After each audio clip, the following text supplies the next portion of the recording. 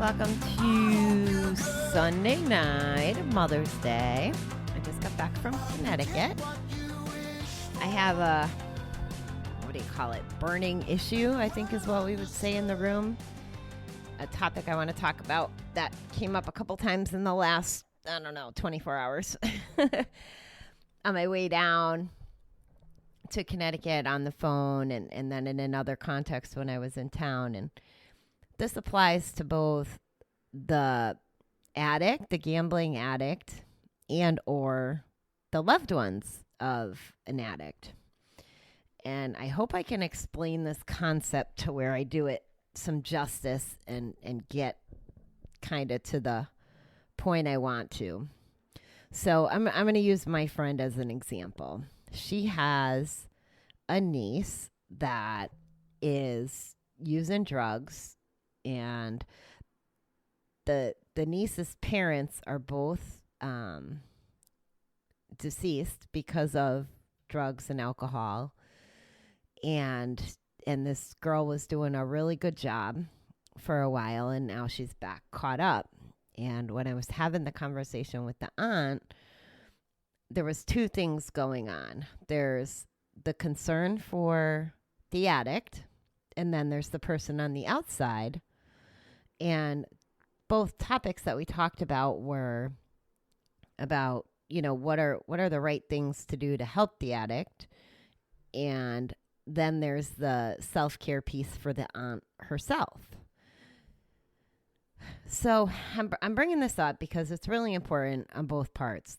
So I'm just gonna continue with this example. So the aunt knows what the niece is capable of as far as having a good life and happiness and sobriety. The aunt knows this. However, the aunt's not real happy either. Okay, just in her own world. She's looking at her choices too, with whether it's food or alcohol or it could be drugs, it could be gambling, it could be anything. So she's looking at her choices. So it's real easy for me to say to her or to anybody on the outside looking in, hey, you can fix that by doing XYZ, or there's help for this, or, if it was, I knew I'd mess up how to convey this. The aunt has control over the aunt's behavior, right? And can make the decisions and do what she needs to do to take care of herself. However, when dealing with the stress of the situation of the niece who's still using, it becomes more difficult, right? She can see and she knows what's better for the niece on the outside looking in, and can treat her with love and compassion and wanting to take care of her. And somehow that's easier than looking at herself or putting into action the steps to take care of herself. And a big part of the conversation, and I believe in this so strongly, and I may end up very unpopular in some of my circles because of this, and I'm going to have to be okay with it, because I believe this with every ounce of my being. We have to take care of ourselves first. And sometimes when we take care of ourselves first, it means we're not taking care of other people. But it goes back to the whole oxygen mask on a plane. If you're dead, you can't help the other person you're trying to take care of. And if you're dead because of the stress or the overwhelm, or because you're not taking care of your body or your mind, you're just not taking care of yourself, you're no good to the addict or anybody else in your life, really. And I want to bring home the point that as an outsider looking in, it's a whole lot easier to see that. And I think it's really could be frustrating if you're, again, I'm going to keep picking on this aunt, but the aunt can see so clearly what the niece needs. But maybe it's not as clear on what the aunt needs for herself. Or maybe if you're dealing with an addict and they've broken promises and you give them chances, you're not taking care of yourself. And the addict isn't going to learn any different. Nobody told me, well, people told me through the years, I probably shouldn't gamble, but nobody was going to make that choice for me. And I wasn't going to quit because anybody told me anyway. Not Davey, not relatives, not anybody. However, so in the sake of my marriage, for example, if Dave couldn't change me, he would have to essentially, make a decision or take care of himself along the way too. Now, I'm not saying that this is the easiest thing to do because we love other people and we want them to thrive and do good. What I'm trying to stress in this message, though, is we have to thrive and do well ourselves, and we have to take care of ourselves first. And unfortunately, we may have to let other people's actions and behaviors and choices and addictions and all that stuff, we may have to just find a way to compartmentalize. Is that the word I'm looking for? But put it in a different bucket that doesn't impact our self-care and our mentality where it's destroying us. And, I just experienced that a couple weeks ago where, I let an addict's behavior impact my mood and my decision making. And as someone who believes that we're a result of our thoughts, if I start getting into that negative weeds and I get dragged down by that situation, then I'm not being kind to myself. I'm not taking care of myself. And I don't like how I feel in those situations. When I try to be really clear on this, other people can't make us feel a certain way. We feel a certain way maybe due to actions that are happening, but those are our feelings and our thoughts, so we have to own them. I know things that make me feel good and keep me in a happy place, and I know things that don't make me feel good and put me in a not great mood. And I have to be very mindful and deliberate about the thoughts that I hang on to and how I talk to myself and to other people. And I'm not perfect at talking to other people, and especially when I'm too close to the situation. My heart might be in the right spot, but my words don't always line up. And again, that's a character defect of mine, is being honest a little to a fault, or if I'm passionate about something, it might not come out in the right way. So I apologize to those of you who've been on the other side of that. But the point remains is we can't destroy ourselves because we're watching someone else destroy themselves. Two wrongs don't make a right. They just don't. So I will continue to always preach. I know I've told you that, it's okay to disagree with me. I love that people have different opinions on recovery and ways to achieve recovery and ways to have a good life. But I won't budge on the fact that we have to put ourselves first. It's so easy to get caught up in the shit, guys. It's so easy, but it doesn't serve us. And I don't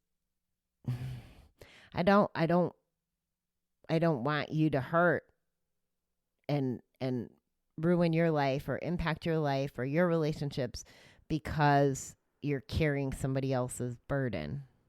It's not yours to carry. And it goes back to some of the other things that tie in. When I was talking to the aunt yesterday, I said, one of my questions to her was, well, do you have faith we haven't talked much about, God or religion or the universe or anything. We haven't had that conversation. I don't know if we ever have. I know we've known each other a really long time, but I didn't know what her position was on that. And I will say, I've said to you in the past that my clean time this time, I believe, has to do with healing my insides, or at least addressing my insides. They're not all healed, but at least handling that with the best I can. And then also my spirituality that's come out of the last couple of years. That's the difference between 2 years clean and then this time 3 years clean, and also how I feel from the inside out. So that being said, I'm asking her, do you have faith? Because when you're dealing with an addict or a difficult person, or it could be if you're just air quotes normie listening to this, it could be the stress of your job, or it could be anything.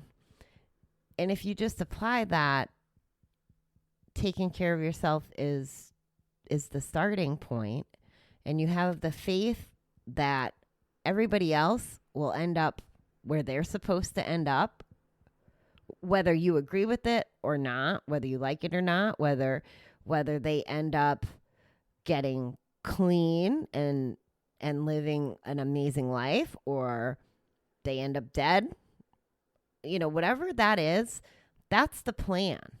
And making yourself sick about it is not going to change the outcome if you have faith and you believe in that stuff. Even if you don't have faith and believe in that stuff, I have enough faith now that I believe that for you. And I'm not trying to push, the faith part on you, but the faith piece gives me the gift of knowing that making myself sick about something, or letting me be in a bad mood or have negative thoughts around something, is not going to change the situation. All that's going to do is hurt my mood, my performance. So, yeah. So that's I hope you hear me. This is it's a tough one. It's a tough one to execute, but you serve the rest of the world, and you can show up for the rest of the world much better if you take care of yourself. There's other people that may need you or want you, and will receive a healthy you and who you're supposed to be and show up for in the world, instead of being dragged down by one person or, a small group of people, whatever that looks like, the people impacting your life. And I'm guilty of it too. I've been negative about my day job, and I really have no business being negative about my day job. It's not like I'm not on the front lines like the nurses and the doctors and the first responders. I'm not facing, even in my company, I'm not ringing a register. I'm not putting my life in danger every day for my job. What do I have to complain about? I'm safe. I'm able to work from home. I'm able to tap into my expertise. Maybe I don't like every decision that's made, but that doesn't really give me the right to be, Miss Pissy Pants, and I need to reset my mind about that. So it's something that I would imagine everybody tuning in has an opportunity area in their life with, whether, like I said, whether it's a situation or a person with addiction or not, we got to just take care of ourselves. And that's where the self-care piece comes in. And I will always ask that, whether it's the drink and the water that I'm a nag about, because that's important, to it could be the spiritual work, it could be exercise, it could be just slowing yourself down. I think I told you I hired this coach, and he posted a question like, how much effort did you put into your project this week? And I was like, 30%. I didn't put 100% in, because I deliberately turned it all off It was Mother's Day weekend. My priority was to go down and to see my mother. So work had to be tabled. My project had to be tabled, all that. And I had to be okay with, I only put a little bit of effort in because that wasn't my focus this week. I had different focuses. And I knew that was okay. And of course, he responded like, yeah, that is okay. It's like, I know that once you start kicking our butts into shape and giving us work and assignments, I want to make sure I'm completely present. So if I'm just doing 60%, 60%, 60%, 60%, when it comes time to do the 100%, I'm going to be drained because I never recharged my batteries. I never went down to 0% or 10% and, re-energize myself for what I need to work on. So that works in this online learning and this coaching environment, but it also works in our real life. That's the point of vacations, right? You can't take a vacation really from life and people all the time, but you have to take that break. And the other thing that kind of ties into this that I just want everybody to understand, and again, another core Bobby belief is talk to yourself. Those voices in our heads and those concepts that we have when we misstep or when we don't do what we want to do or what our goals are, it's not necessarily about not achieving those goals instantly. It could be the persistence or whatever, but either way, you're being mindful. It's like when I go get my caramello bars. I could have no sugar in the house for weeks and then I want a caramello bar. Now I could beat myself up. Oh my God, you're having chocolate and sugar and, you're going to go back into craving sugar and what are you doing? You're a fat ass, blah, blah, blah. I could do that.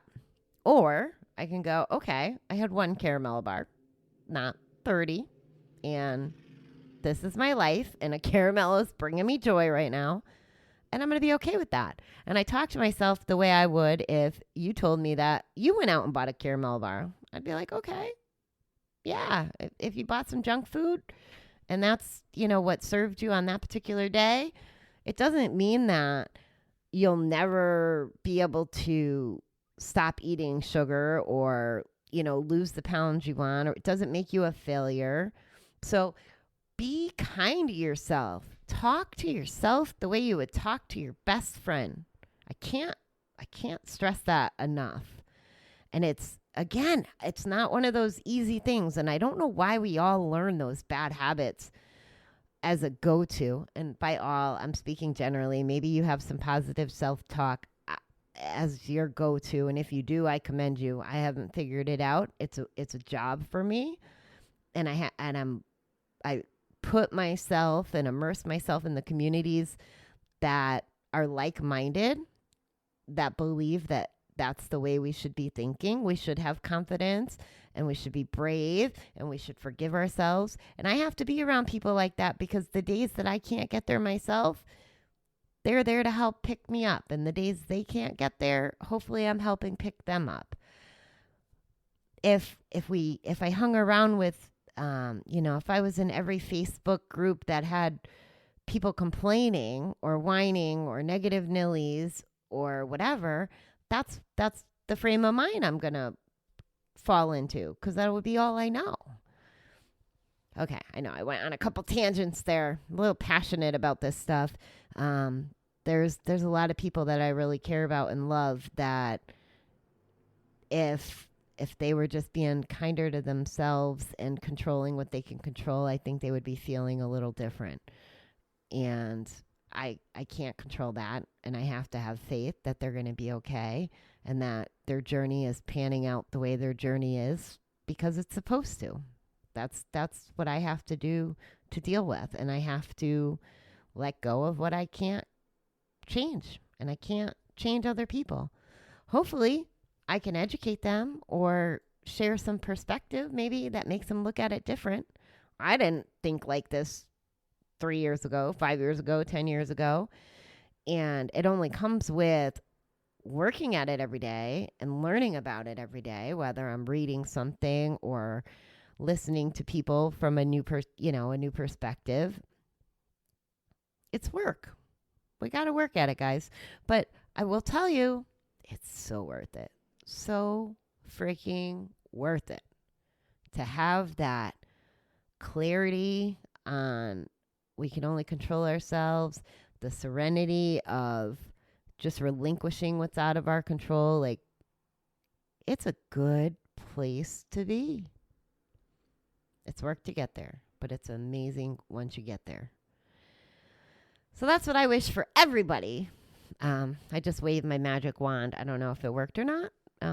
Hopefully. Before I go, I want to do two things. I'm going to ask you, if you don't mind, if you could either give me a rating or a subscribe or a review, any of those things, I would appreciate. I would also like to give a shout out. I do this every once in a while. I snoop, and 321 No Kiddin and Bobby the Awesome are now in 31 countries, and countries I never even heard of. We looked one up yesterday. It was called Isle of Man, which I never heard of. And I was like, okay, first of all, where is it? And second of all, how cool is it that they found the show and they're tuning in? And I had my stepfather looking it up, and I said, is there casinos there? Like, I never heard of this place. And if the facts are right, according to the internet, I believe he said that the population was 84,000 people, and there's a casino there. One casino for 84,000 people. That's insane to me. It's really insane to me. I get it, recreation, if you're not in the boat of problem gambler, but it seems like a small demographic to have a casino. Now, I don't know if their casino's one room or whatever. And who knows? Maybe if you guys are listening and we can get connected on Facebook, that would be amazing. I'd love to learn more about Isle of Man. That just sounds like such a fun place. And Tanzania, that's another place that we got some listeners. So I just really appreciate it. I appreciate everybody in the States, too. I'm learning even different names of cities that I didn't know existed. But it's just important that you know how appreciative I am that you're tuning in. And,